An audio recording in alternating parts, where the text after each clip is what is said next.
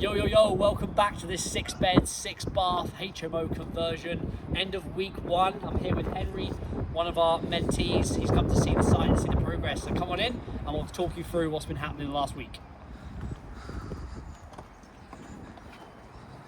So last time we're here was day 1 of the rip out. We're now sort of 7 days through the rip out. So I'll show you what's been happening and also what we're putting in place now to start the first fix joinery as well. So if we come on in here, as you can see, we've marked out where a lot of the rooms are going to be.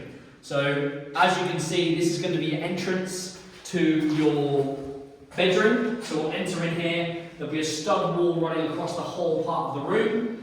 And in this part of the process, we're actually starting to look where we want to have things like the beds, the radiators, the sockets, and all that sort of stuff. So in this room, for example, we're planning this to have a nice large double bed. So we're going to put the sockets either side of the bed here.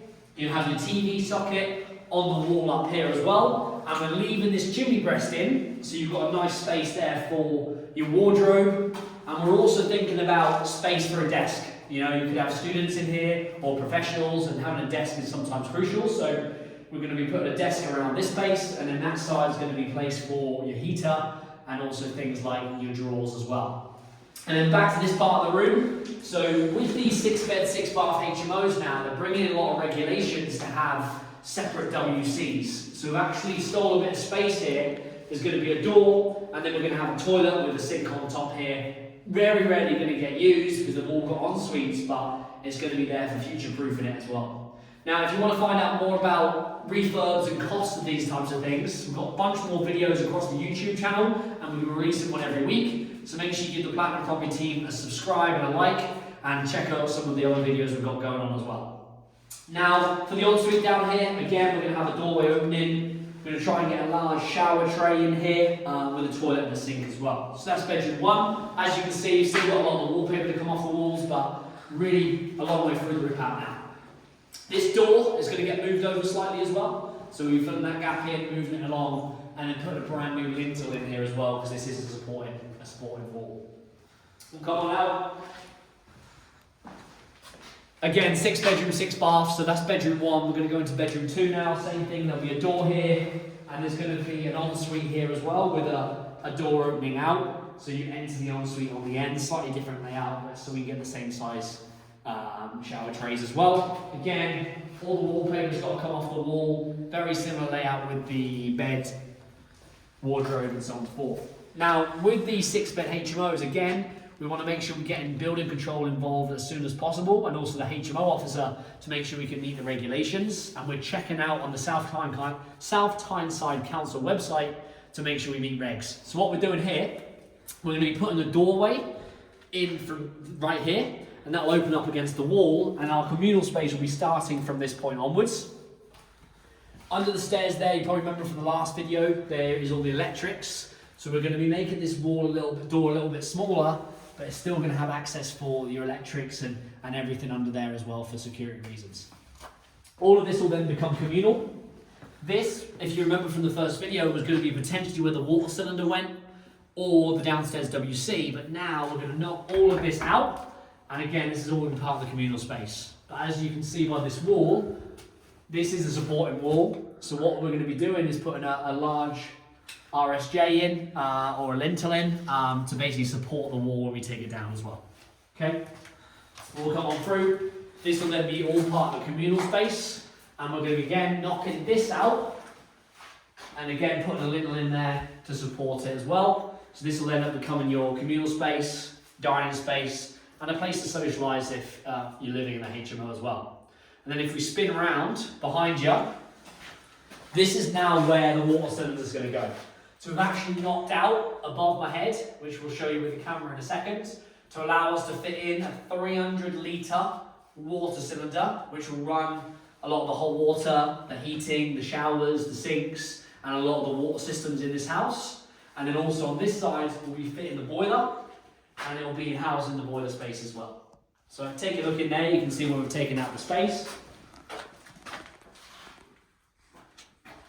So what we're going to be doing is repositioning the boiler, because that's where all the current pipes and everything are going to be held. So we'll be feeding them across and putting the new boiler in there. And then finally, at this part of the house, the rip out is complete in the kitchen. So as you can see, the whole kitchen's been taken out.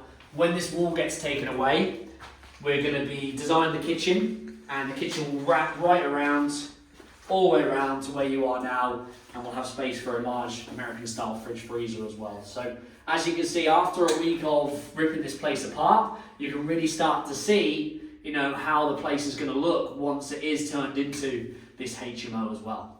So we'll go on upstairs and I'll tell you a little bit more about some of the issues we've had, some of the problems as well. But if you haven't done so already, make sure you hit that subscribe button and drop a comment below if you find these videos useful. And head on upstairs.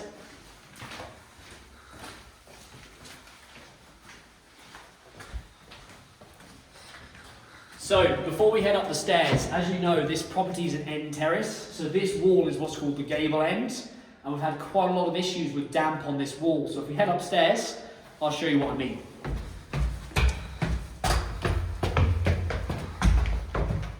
Before we go on to that though, I'll show you where bedroom number 3 is going to be.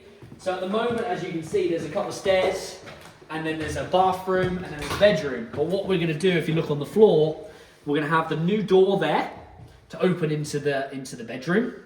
If you look here, put your camera in there a second, you'll see the large bathroom, which is really unnecessary.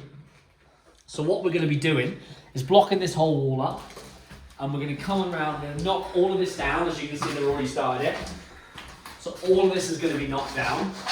We're going to gain a few more meters squared in this bedroom to make it to regulations. So I think we're going to get about 7.5 meters squared for this bedroom in the end. It needs to be a minimum of 6.51 meters squared. And then we'll have enough space there as well for the ensuite.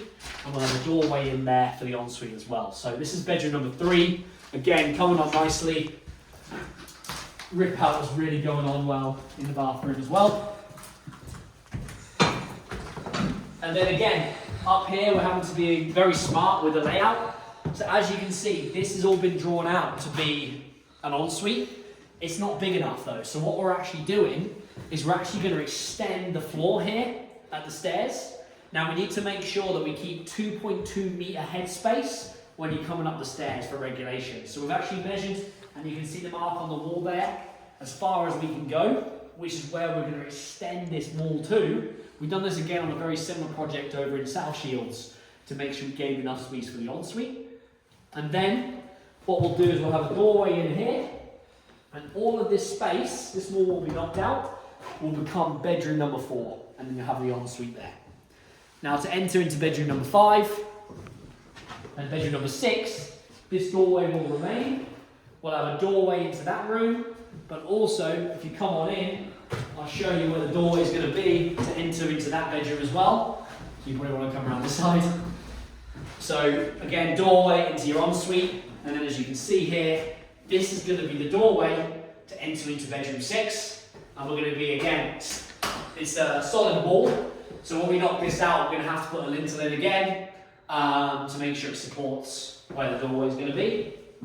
And then finally, go back into the final bedroom. So you'll enter in through there.